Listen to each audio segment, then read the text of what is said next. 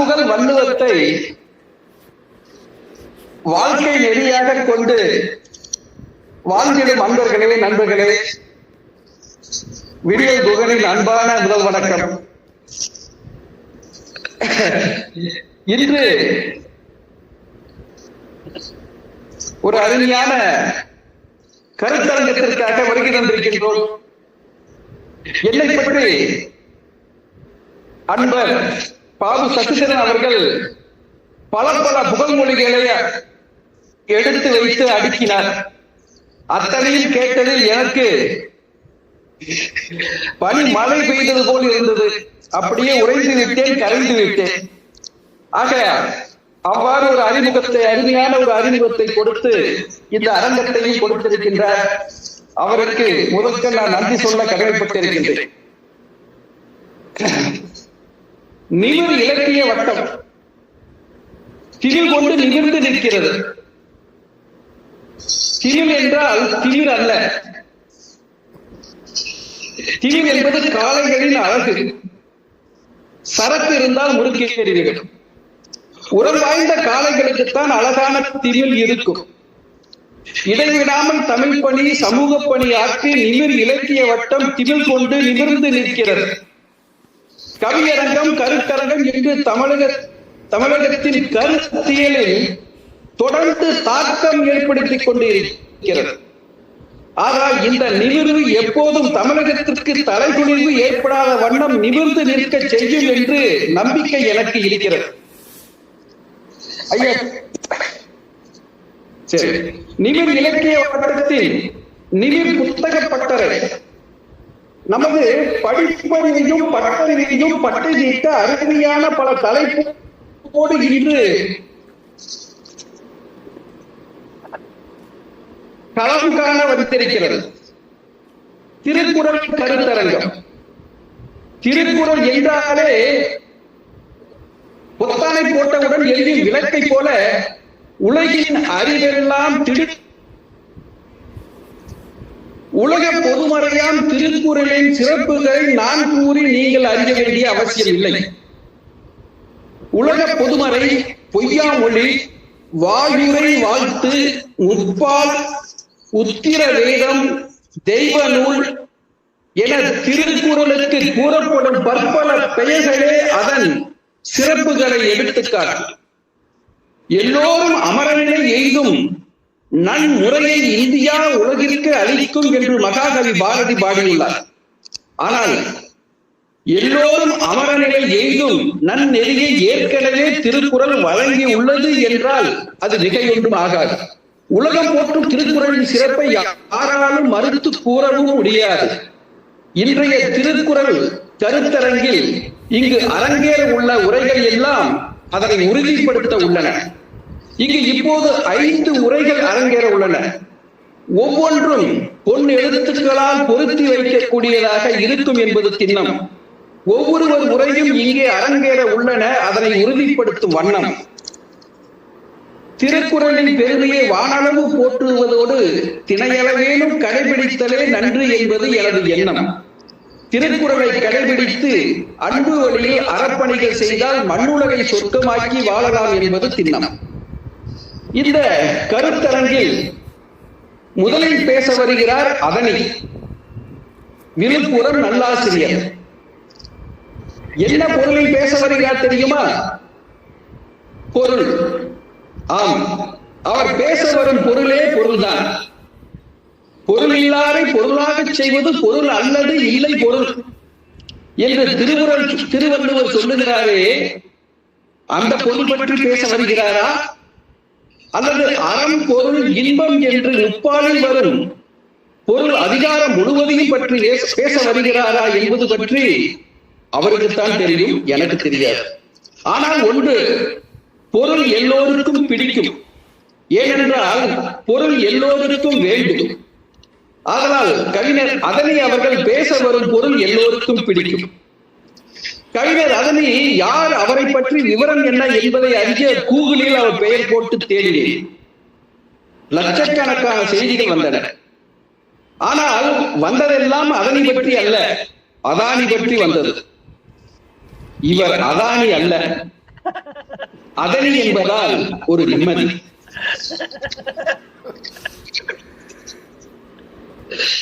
வாருங்கள் அதனை, குரல் பேசும் பொருள் பற்றி நீங்கள் பேசுங்கள், நாங்கள் கேட்கிறோம்.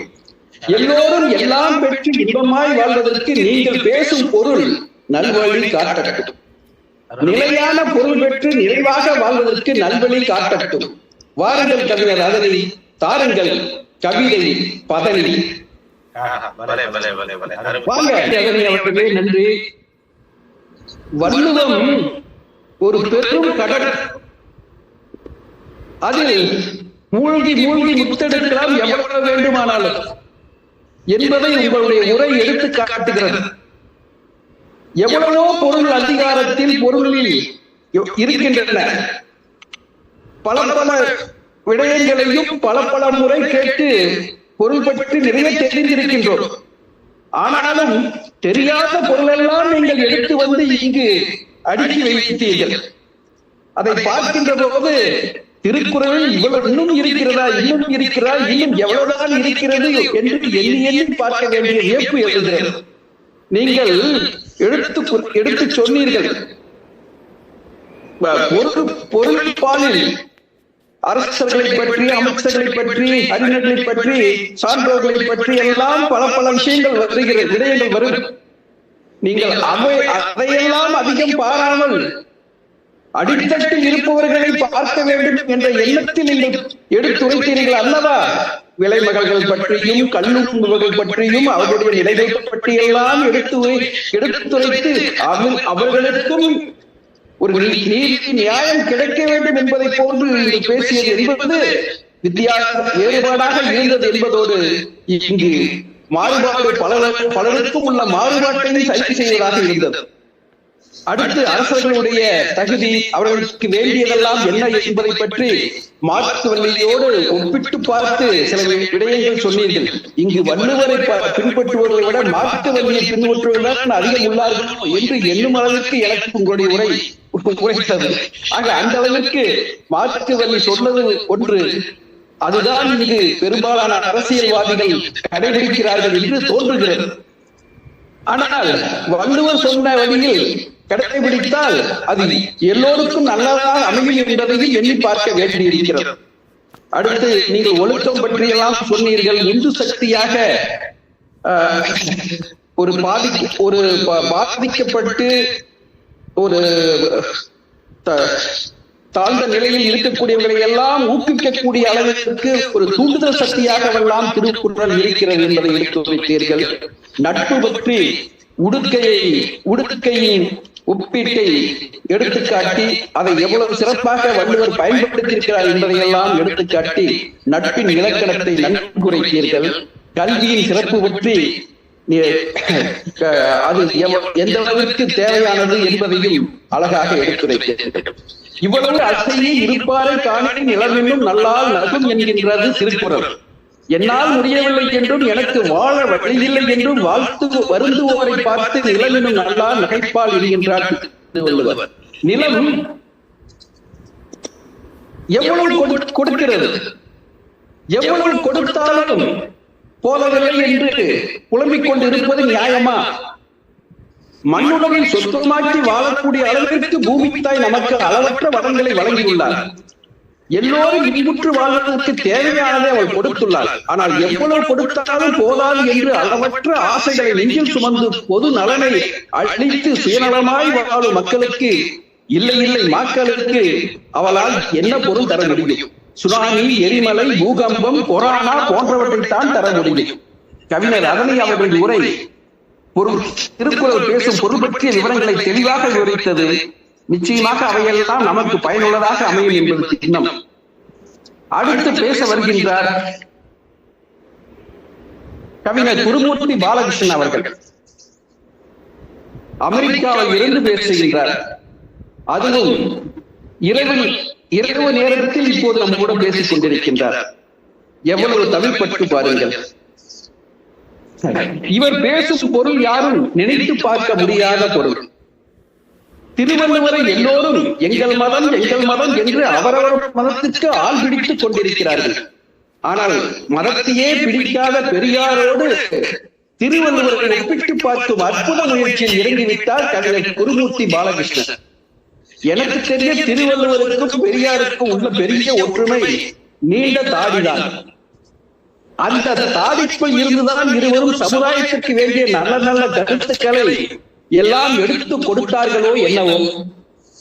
இந்த இரண்டு தாடிக்குள்ளும் இருந்த ஒற்றுமை வேற்றுமைகளை அலசி ஆராய்ந்து அடுக்க வருகின்றார் குருமூர்த்தி பாலகிருஷ்ணன். வாருங்கள், உங்கள் கருத்து வளங்களை எல்லாம் எடுத்து தாருங்கள், வாருங்கள் வாருங்கள். நன்றி நன்றி. சிறப்பாக பேசினீர்கள். நீங்கள் சின்ன பெரியாரா சின்ன திருவள்ளுவரா தெரியவில்லை, நீங்களும் தாடியோடு இருக்கின்றீர்கள். நல்லது. எவ்வளவோ விடயங்கள் எடுத்து எடுத்து வைத்தீர்கள். பெரியாருக்கும் ரொம்ப பயப்பட வேண்டாம். பாபு நேரத்தை கொஞ்சம் நானும் உங்களோடு நேரத்தை நிர்வகிப்பதற்கு நானும் முயற்சி செய்கிறேன். பெரியாரும் திருவள்ளுவரும் ஒப்பிட்டு பார்ப்பதற்கு எத்தனையோ விடயங்கள் இருக்கின்றன. ஒன்று ரெண்டு விடயங்கள் மட்டும் அவர்களை ஒப்பிட முடியாத அளவிற்கு இருக்கிறதோ என்று என்ன தோன்றுகிறது. அப்படி வரக்கூடியது அவர் நமது குருமூர்த்தி அவர்களே சொன்னது போல், குருமூர்த்தி பாலகிருஷ்ணன் சொன்னது போல், புலால் உண்ணாமையும் மதமும் கடவுள். புலால் உண்பது என்பது தெய்வங்களே சில இடங்களில் ராமாயணத்தில் முருகனிடம் ராமபெருமான் மாமிசத்தை பெற்றுக் கொண்டதாக சொல்கிறார்கள். கடவுளே ஏற்றுக்கொள்கின்றார். கண்ணப்பனிடம் சிவபெருமான் ஏற்றுக்கொண்டதாக பெரிய புராணம் சொல்கிறது. ஆக புலாலை ஒதுக்குவதை ஒரு நன்னெறியாக சொல்லியுள்ளார் திருவள்ளுவர். அது நமது இடத்திற்கும் சூழலுக்கும் அவர்களுடைய வாழ்க்கை நிலைக்கும் தகுந்தாற்போல் ஒவ்வொருவரும் முடிவு செய்து கொள்ள வேண்டும். அவர்களுடைய தனிப்பட்ட விடயம் என்று நாம் ஒதுக்கி விடுவதே சிறப்பாக இருக்கும் என்று எண்ணுகின்றேன்.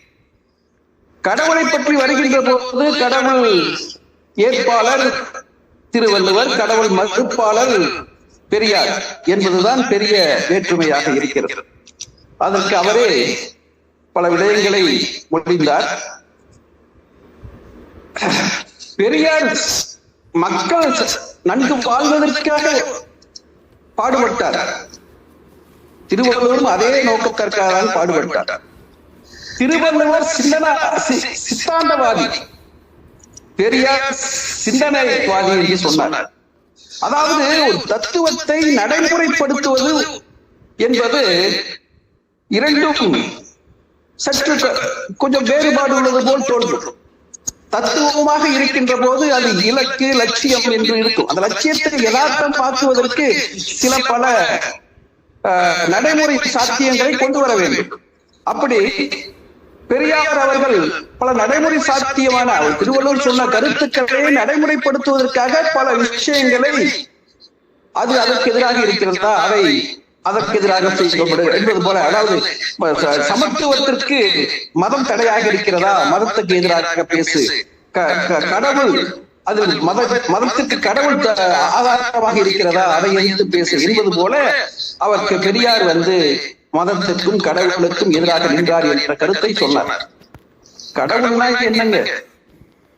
பாசமுள்ள பார்வையிலே கடவுள் வாழ்கிறார், கருணையுள்ள நெஞ்சிலே கடவுள் வாழ்கிறார். அந்த பாசம் கருணை எல்லாமே பெரியாரிடம் உள்ளதுதானே.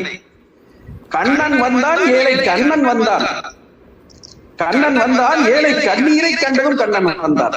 ஆக ஏழை கண்ணீரை துவைப்பதுதாங்க எல்லாமே. பெரியாரும் அதைத்தான் செஞ்சிருக்காரு. ஆக பிறப்புக்கும் எல்லா உயிர்க்கும் என்று திருவள்ளுவர் பேசியதை கொண்டு பெரியார் கருத்து கனவை அள்ளி வீசினார். பெண்களின் முக்கியத்துவத்தை வாழ்க்கை துணைவளம் என்று கூறினார்.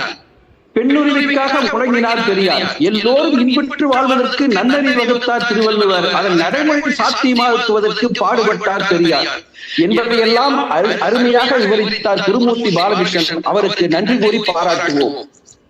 அடுத்தபடியாக பேச வருகிறார் கவிஞர் சேரா கிருஷ்ணகுமாரி அவர்கள். நூல் வெளியிடுவதற்காக தயார் செய்து கொண்டிருக்கின்றார். இவர் பேச வரும் பொருள் இனிமையானது, இதமானது, சுகமானது, எல்லோருக்கும் பிடித்தமானது. காதல் என்றால் யாருக்குத்தான் கசக்கும்? மண்ணில் இந்த காதலின்றி யாரும் வாழ்தல் கூடுமோ? எண்ணம் கண்ணி பாவை இன்றி 7 குழந்தான் பாடுவோம். பெண்மையின்றி மண்ணில் இன்பம் ஏதடா? தன்னை மூடி கனவில் வாழும் மானிடா. கண்ணில் கடைப்பார்வை காதலியை காட்டிவிட்டால் மண்ணில் குமரருக்கு மாமலையும் ஓர் கடுகா. அப்படிப்பட்ட காதலுக்கு வள்ளுவர் மட்டும் விதிவிலக்கா என்ன? அறம் பொருளை அறிவோடு கூறும் வள்ளுவர் அடுத்து இன்பத்தை பற்றி காதல் உணர்வோடு அல்லவா கூறியுள்ளார். காதல் இல்லாமலா இன்பம் வரும்? காதல் என்றாலே இன்பம், இன்பம் என்றாலே காதல். அறம் பொருளுக்கு இணையாக காதல் இன்பத்திற்கு இலக்கணம் இயற்றியவன் இந்த உலகில் திருவள்ளுவன் என்ற தமிழனை தவிர வேறு யார் உள்ளார்? குரல் கூறும் காதலை கூற வாருங்கள் கவிஞர் கிருஷ்ணகுமாரி, தாருங்கள் காதலால் உலகம் கணிப்படைய ஒரு இனிய உரை. வாருங்கள் அம்மா. காதலை காதலோடு சொல்லுகிறீர்கள். காதல் காதல் காதல் காதல் கோயில் சாதல் சாதல் சாதல் என்று மகாகவி பாரதி உருவாக்கின்றார். காதல் எல்லோருக்கும் இருக்கக்கூடிய ஒரு விஷயம்தான். அது ஒரு காலகட்டம். அந்த காலகட்டத்தை கடந்து வந்தவர்களுக்கு அது ஒரு சாதாரண விஷயமாக தோன்றும். ஆனால் இன்று காதலில் இருப்பவர்களுக்கு அது மிகப்பெரிய விஷயமாக இருக்கும். உன்னை பார்க்க என் மனம் துடிக்குது, என்றும் துடிக்குது. உன்னை பார்த்து விட்டால் பட்டாம்பூச்சி பறக்குதே, உன்னை பார்க்காவிட்டால் படபடவென அடிக்குதே. என்ன இந்த நோயோ என்னை வதைத்துக் கொள்ளுதே. என்னவென்று சொல்லுவேன், ஏதென்று சொல்லுவேன், என்ன நடக்குது என்று எனக்கு புரியல. இதுபோல் இல்லையே இதுவரை, கண்ணிரண்டும் ஊடல 2 நாளாய் தூங்கல. கனவோ வளர்ந்து கண்மேலே மனமோ இயங்குது தன்னால். இப்படியெல்லாம் பிதற்றக்கூடிய காதல். ஆக அந்த காதலை பற்றி மிக அழகாக வள்ளுவர் சொல்லியுள்ள விடயங்களை எல்லாம் எடுத்து முன்வைத்தீர்கள். சொல்ல போனால் வள்ளுவர் காட்டிய காதலில் நான் குறித்து வைத்திருந்த குரலும் நீங்கள் விரித்துரைத்த குரலும் ஒன்றாகிவிட்டது. உடம்போடு உயிரிடை என்ன மற்றென்ன மடந்தையோடு எம்மிடை நட்பு என்ற குரல் தான் நான் குறிச்சு வச்சிருந்தேன். நீங்க அதுக்கு விரிவான விளக்கம் ஏற்கனவே கொடுத்து விட்டால் அதையே மீண்டும் சொல்லுதல் பாபு சசிதரன் பார்த்தால் மிகவும் வருத்தப்படுவார். அதனால் அதை விடுத்து செல்லலாம் என்று நினைக்கின்றேன். ஆக நட்பை நகமும் சதையும் என்று சொல்லுவார்கள். ஆனால் நகம் போய்விட்டாலும் சதை உயிர் வாழ முடியும். உடம்பு உயிரின் நட்பை, உறவை, தொடர்பை எண்ணி பாருங்கள். உடம்பு கெட்டுவிட்டால் உயிர் பிரிந்துவிடும், உயிர் பிரிந்துவிட்டால் உடம்பு கெட்டுவிடும். ஒன்று இல்லாமல் ஒன்று இருக்க முடியாது. இதைவிட சிறந்த உறவு ஏது? காதலன் காதலின் உறவை உடலுக்கும் உயிருக்கும் உள்ள உறவோடு ஒப்பிடுகின்றார் திருவள்ளுவர். காதலும் காதலிக்கு இடையே உள்ள உறவை நட்பென்று கூறுகின்றார் திருவள்ளுவர். காதலனும் காதலியும் நட்போடு வாழ்ந்தால் அங்கு சண்டை இருக்காது, பிரிவும் இருக்காது. குரல் கூறிய காதல் பற்றி விரிவாக விவரித்தார், சரியாக தெரிவித்தார் கவிஞர் கிருஷ்ணகுமாரி அவர்கள். அவருக்கு நன்றி கூறி பாராட்டுவோம். நன்றி நன்றி. அடுத்து வருகின்றார் கவிஞர் ஜென்னி வினோதா, தமிழாசிரியர், அபிகாதியில் பணிபுரிபவர், பேச்சாளர், எழுத்தாளர், பழகுவதற்கு இனிமையானவர், நல்ல தோழி என்றெல்லாம் அடைமொழிக்கு உரித்தான அன்பு ஜென்னி வினோதா. இவருக்கு லட்டு மாதிரி ஒரு அருமையான தலைப்பு. கண்ணா 2 லட்டு தின்ன ஆசையா என்று ஒரு வசனம் சொல்வார்களே, அப்படி இவரை கேட்க வைக்கும் தலைப்பு. ஆம், குரலே மானுட அறம் என்பது இவர் தலைப்பு. குரல் என்றால் அது மானுட அறம் தான். இதனை யாரும் மறுத்து கூற முடியாது. நாட்டில் எதையோ அறம் என்று சொல்லிக் கொண்டு இருக்கிறார்கள். அதுவும் நிரந்தர அறம் என்கிறார்கள். ஆனால் அந்த அறத்தில் மனிதர்களின் பிறப்பையே இயற்கைக்கு மாறானதாக கூறுகிறார்கள். ஆனால் திருவள்ளுவர் உறக்கச் சொல்லுகிறார், இந்த உலகக்கே சொல்லுகின்றார், பிறப்புக்கும் எல்லா உயிர்க்கும் என்று. இதுதான் ஐயா உண்மையான மானுட அறம். இருக்கும் இடத்தை விட்டு இல்லாத இடம் தேடி எங்கெங்கோ அலைகிறாயே நான தங்கமே, உண்மையான நிரந்தர அறம் நம் கையிலேயே இருக்கின்ற போது எதையோ நிரந்தர அறம் என்று தூக்கிக் கொண்டு ஆடுகிறார்கள் வெறிபிடித்து. வாருங்கள் கவிஞர் டென்னி வினோதா அவர்களே, வாருங்கள், பேசுங்கள், குரலே மானுட அறம் என்று இந்த குவலயமே கேட்டு வணங்கட்டும். சிறப்பு சிறப்பு. நன்றி அம்மா, நல்ல நல்ல கருத்துக்களை எடுத்து வைத்தீர்கள். கேட்குற எடுத்த உடனே சர்ச்சைக்குரிய கருத்தையே முன்வைத்து பிறகு சமாதானம் தரும் கருத்தை எல்லாம் பின்வைத்தார். அறத்தாறு இதுவென வேண்டா சிறியை பொறுத்தானோடு ஊர்ந்தான் இடை. இது திருவள்ளுவருடைய திருக்குறளில் உள்ள எல்லா விடயங்களையும் ஒருங்கிணைவாக பார்த்துவிட்டு இந்த குறளை பார்த்தால்தான் திருவள்ளுவர் எதை சொல்லியிருப்பார் எதை சொல்லாமல் இருப்பார் என்பதை புரிந்து கொள்ள முடியும். பிறப்புக்கும் எல்லா உயிருக்கும் சிறப்பொவ்வா செய்தொழில் வேற்றுமையான் என்று சொல்லுகின்றார்.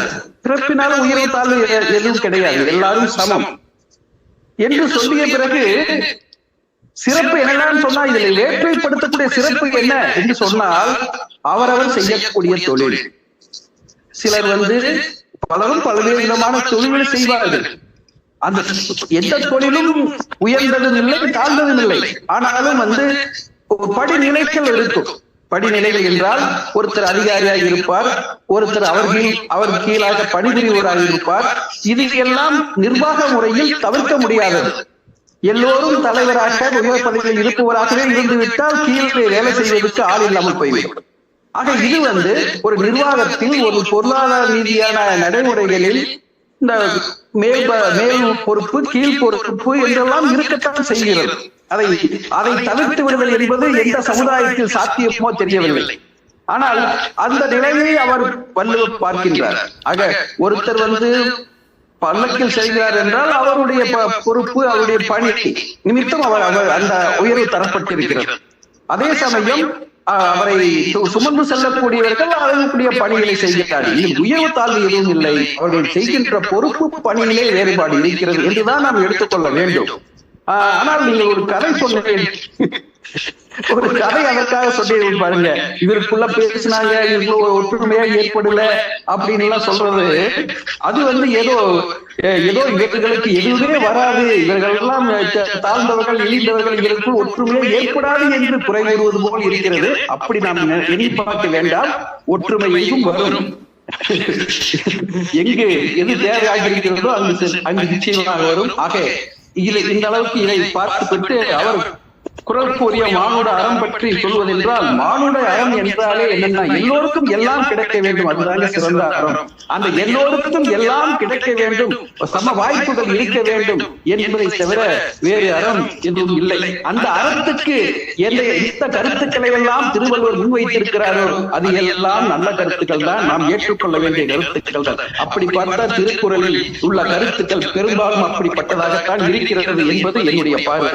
ஆக அந்த வகையிலே குறளே மானுட அறம் என்று அதனை பின்பற்றி வாழ்ந்தால் மண்ணுலகே சொர்க்கம் ஆகாதா, கண்ணீர் தான் இந்த உலகிற்கு சொந்தமாக இருக்குமா என்றெல்லாம் எண்ணி பார்க்க தோன்றுகள் அல்லவா? பச்சை கிளிகள் தோளோடு பாட்டுக்குயிலோ மடியோடு பூலோகம் ஆனந்தத்தின் எல்லை இந்த பூமிக்கு கண்ணீர் சொந்தம் இல்லை. சின்னஞ்சிறு கூட்டுக்குள்ளே சொர்க்கம் இருக்கு, அட சின்ன சின்ன அன்பின்றாலே ஜீவன் இன்னும் இருக்கு. பட்டாம்பூச்சி கூட்டத்திற்கு பட்டா எதற்கு, அட பாசம் மட்டும் போதும் கண்ணே, காசு பணம் எண்ணத்துக்கு என்று பாடுகிறார்கள் அல்லவா? அப்படி ஒரு மானுட அறம் இந்த மண்ணிலே நிலைக்குமானால் மண்ணுலகே சொர்க்கமாகும் என்று கூறி மிக சிறப்பாக கருத்துக்களை முன்வைத்த கவிஞர் டென்னி வினோதாவிற்கு நன்றி கூறி பாராட்டி அடுத்தவரை அழைத்துச் செல்வோம். அடுத்தவர் யார் என்று உங்களுக்கு எல்லாம் தெரியும். வருகிறார். பற்பல கவிதைகளை எழுதிய இவர், பற்பல கவி அரங்கிற்கு தலைமை வாங்கிய இவர் ஏனோ தெரியவில்லை, தன்னை கவிஞர் என்று போட்டுக் கொள்ளவில்லை. பூக்கடைக்கு விளம்பரம் தேவையில்லை என்று நறுமணத்தால் இவரின் நல்மனதை காட்டுவார் போலும். இவர் நிமித்த இலக்கிய வட்டத்தின் நிறுவனர், உலகை நிமித்த துடிக்கும் நெம்புகோல் கவிஞர். எப்பொருள் யார் யார் வாய் கேட்பினும் அப்பொருள் மெய்ப்பொருள் காணும் பகுத்தறிவாளர், எப்போதும் சுறுசுறுப்பாய் இயங்கிக் கொண்டே இருக்கும் செயல்பாட்டாளர். இவர் எடுத்துக் கொண்டுள்ள தலைப்பு நாம் நினைத்து பார்க்க முடியாத தலைப்பு. நீர்த்தார் பெருமை. நீர்த்தார் பெருமை பற்றி கூட அவர் பேச வரவில்லை. நீர்த்தார் இறந்தவர்களா என்பது அவர் தலைப்பு. முன்னர் பின்னர் செத்து இருந்தால் சுடுகாடு தெரியும் என்பார்கள். முன்னர் செத்ததும் கிடையாது, பின்னர் சாகப் போவதும் தெரியாது. ஆனால் சுடுகாட்டை பற்றி நமக்கு என்ன தெரியும்? நீர்த்தார் என்பவர் இறந்தவரா இருப்பவரா என்னவென்று எனக்கு தெரியாது. ஏதோ சொல்ல வருகிறார் புதிதாக என்பது மட்டும் புரிய வருகிறது. என்னவென்று கேட்போம். அவரின் சிறப்பான சிந்தனையை உருவாக்க சிறப்பாக சிந்திக்கும் கவிஞர் பாபு சசிதரன் அவர்களே, வாருங்கள், உங்கள் கருத்து வளத்தை தாருங்கள், வாருங்கள் தாருங்கள். மிக்க நன்றி, மிக்க நன்றி. சிறப்பாக இருந்தது. நீர்த்தார் என்றால் நானும் கூட இதுவரைக்கும் ஒன்றும் ஆழமாக யோசித்தது இல்லை. இறந்தவர் என்றுதான் எண்ணிக்கொண்டிருந்தேன். உங்களுடைய இந்த உரையை கேட்ட பிறகு நீர்த்தார் என்பது இறந்தவரை குறிப்பது அல்ல என்பதை தெளிவாக தெரிந்து கொண்டேன். அது நிச்சயமாக துறந்தவரைத்தான் குறிக்கிறது. துறந்தவரை என்றால் இந்த உலக வாழ்வில் பற்றுக்களை துறந்தவர்கள், இல்லறத்தை துறந்தவர்கள். இல்லறத்தை துறந்துதான் பற்றுகளை துறக்க வேண்டும் என்ற அவசியம் இல்லை. இல்லறத்தில் இருந்து கொண்டேயும் சுயநலம் இல்லாமல் பொதுநலத்தோடு வாழ்ந்தாலே அதுவும் துறவரம்தான். ஆகவே இந்த சமுதாயத்திற்காக நேர்மையாக சுயநலமின்றி பொதுநல உணர்வோடு எவரெல்லாம் பாடுபடுகிறாரோ அவரெல்லாம் இன்றைய காலகட்டத்தில் துறவரம் போன்றவர்களாக நாம் எடுத்துக் கொள்வதில் ஒன்றும் தவறில்லை என்பது என்னுடைய கருத்து. ஆக அப்படி யாரெல்லாம் இந்த சமுதாயத்திற்காக வாழ்கிறார்களோ, இந்த சமுதாயம் நல்லபடியாக முன்னேற வேண்டும், இதில் உள்ள அனைவருக்கும் எல்லாம் கிடைத்து இன்பம் கிடைக்க வேண்டும் என்றெல்லாம் எவரெல்லாம் ஒரு நேர்மையாக எந்த விதமான ஒரு சுயநலமும் இல்லாமல் பொதுநல உணர்வோடு பணிபுரிகிறார்களோ அவர்கள் எல்லாம் நாம் நீர்த்தாராக எண்ணி அவர்களுடைய பெருமையை பேசுவது என்பது சால சிறந்ததாகும். நீர்த்தார் பெருமையை விளக்கமாக, விரிவாக, சிறப்பாக, செறிவாக எடுத்து பேசினார் கவிஞர் பாபு சசிதரன் அவர்கள். அவருக்கு எவ்வளவு வேண்டுமானாலும் நன்றி கூறி பாராட்டலாம், நல்வாழ்த்து சொல்வோம். இரவா புகழ் பெற்று இவ்வுலகில் அவர் இனிதே வாழ்வதற்கு. அருமையான திருக்குறள் கருத்தரங்கம் இங்கு அரங்கேறியது. இதுவரை கேட்காத கருத்துக்கள் எல்லாம் நம் செவி ஏறியது. திருக்குறளே மானுட அறம் என்ற நல்ல அறிவை தந்தது. அறவழியில் பொருள் ஈட்டி இன்பம் காண்பதே என்றும் உள்ள உலகில் மானுட அறம் என்ற அறிவை தந்தது. இது போன்ற கருத்தரங்கம் உலகெங்கும் ஒலிக்க வேண்டும். வள்ளுவ கருத்துக்கள் வாழ்வோரின் நெஞ்சிலெல்லாம் பதிய வேண்டும். எல்லோரும் இதனை கடைபிடித்து மண்ணுலகை சொர்க்கமாக்கி வாழ வேண்டும். அருமையான கருத்தரங்கிற்கு தலைமையேற்கும் அருமையான நல்வாய்ப்பை வழங்கிய இனிமையான நண்பர் திரு பாபு சசிதரன் உட்பட அனைத்து அன்பு நெஞ்சங்களுக்கும் எனது நெஞ்சம் நிறைந்த நன்றியை தெரிவித்து இந்த கவியரங்கத்தை நிறைவு செய்து விடைபெறுகின்றேன். அனைவருக்கும் நன்றி, வணக்கம். வாழிய செந்தமிழ், வாழிய நற்றமிழ், வாழிய மணி திருநாடு. மிக்க மகிழ்ச்சிங்க, மிக்க மகிழ்ச்சி, மிக்க மகிழ்ச்சிங்க.